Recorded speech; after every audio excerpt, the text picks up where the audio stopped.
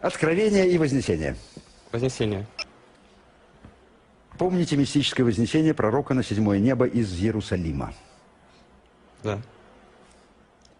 Так вот, на 6-м небе Мухаммеда встретил Муса, которого иудеи и христиане называют Моисеем. Увидев пророка, Моисей заплакал. Почему? Можно отвечать? Прямо не думая? Ну, Не боитесь? не боюсь. Тогда отвечайте. Моисей заплакал из-за того, что он считал, что его последователей будет меньше, чем последователей этого человека, который сейчас возносится на небеса. Правильно.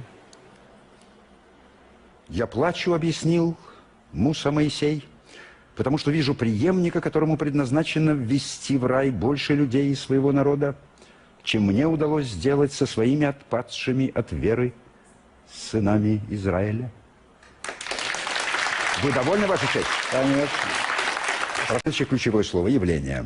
Ангел Джабраил 12 раз являлся Адаму, 42 раза являлся Ибрахиму, Аврааму, 400 раз Мусе, Моисею, 10 раз Исе, Иисусу, а сколько раз Джабраил являлся пророку Мухаммеду. Прошу. Андрей Бурмасов, село Суда, Пермский край. Пророк Джабраил являлся к Мухаммеду 24 тысячи раз. Без комментариев, отличный ответ. Второй год участвует.